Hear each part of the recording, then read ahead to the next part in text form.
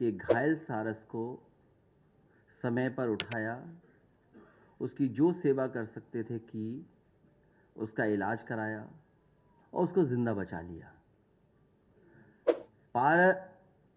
उस दौरान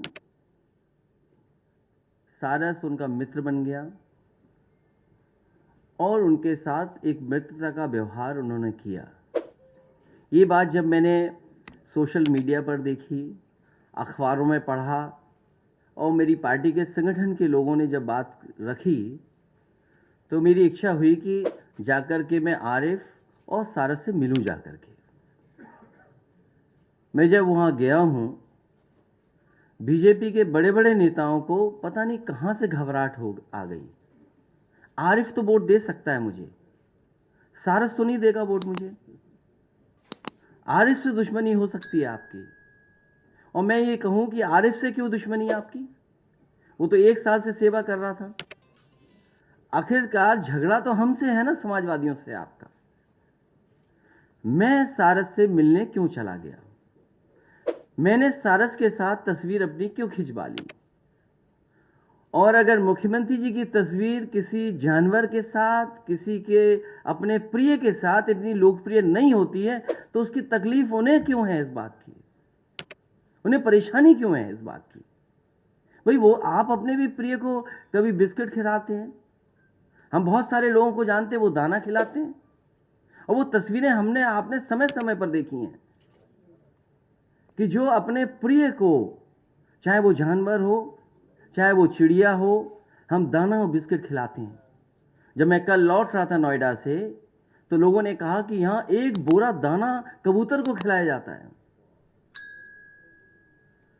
मैं जिस घर में रहता हूं, पंडारा में, मेरी छत पर मोर नाचता है, और अगर आप कहो तो मैं उसका वीडियो, उसकी तस्वीर दिखा सकता हूं। जब कभी भी मोर वहां आता है, मोर छत पर जाकर के नाचता है, हमें भी अच्छा लगता है, और कोई होगा उसको अच्छा लगता है, और उसके लिए मैंने बाकायदा दाने रखे हुए हैं। और क्या दाना रखना है? चना रखा हुआ है। आपको याद होगा, मुख्यमंत्री आवास में समाजवादी सरकार में एक मोर आ गया था, और मैंने उस समय अधिकारियों से कहा कि मोर आ तो गया, अब जा नहीं पाएगा। मैंने उसको इतना अच्छा खाना खिलाया, इतना अच्छा दाना दिया कि मोर वही मुख्यमंत्री आवास में रहता था।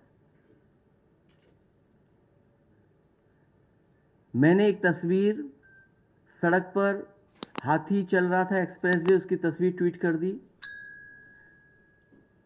एसटीएफ गई, उसके महावत को उठा ले आई, जेल भेज दिया उसको। ठीक बात है, कानून है कि आप हाथी नहीं रख सकते हैं, उसका सुप्रीम कोर्ट की गाइडलाइंस हैं कि आप किसी को नहीं रख सकते हैं, और समय समय पर सरकार ने लाइसेंस भी कैंसिल किए हैं, और जिनके पास अगर हाथी था तो उन्हें वापस सरकार को करना पड़ा। मैं ये जानना चाहता हूं कि अगर आप जान बचाने वाले इंसान को आप धारा लगा करके डराना चाहते हो, आरिफ को आप डराना चाहते हो, यही वन विभाग के अधिकारी उस समय कहां थे जब जो 2019 में एक महावत की हाथी ने हत्या की? महावत की हत्या हुई हाथी से, क्योंकि मुख्यमंत्री जी का वो पड़ोसी था, उनकी स्वजाति का था, इसलिए वन विभाग सो गया। वन विभाग ने कोई कार्रवाई नहीं की। उसके बाद अभी 2023 में उसी हाथी ने 3 लोगों की जान ले ली। सरकार पैसा दे रही है, सोचिए आप, क्योंकि मुख्यमंत्री जी का स्वजाति है, वो मुख्यमंत्री का पड़ोसी है, वो हाथी से जान ले रहा है, तो आप उसको सरकार से 5 लाख की मदद कर रहे हैं आप। मैं जानना चाहता हूं विभाग के लोग कहां हैं?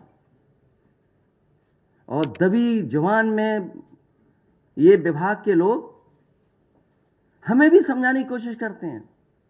मैं उनसे जानना चाहता हूं, line safari, animal safari Etawah में बनी थी, 50 डियर और एंटीलोप्स, एक लेपर्ड खा गया। मैंने उस समय के प्रमुख सचिव, डिप्टी सीएम, मंत्री से कहा, तब जाकर के लेपर्ड पकड़ा गया। बताओ किसकी जिम्मेदारी थी? अगर 50 डियर वहां खा गए एंटीलोप, आपने क्या कार्रवाई की?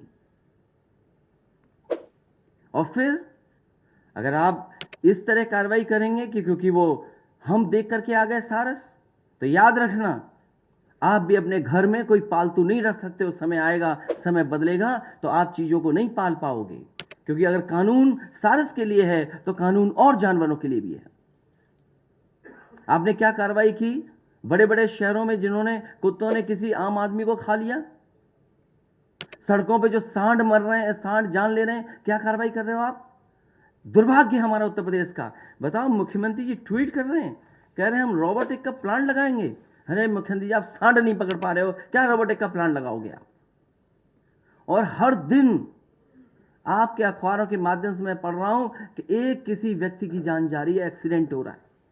कोई दिन नहीं बचता जिस दिन सांड की वजह से जान न जा रही हो।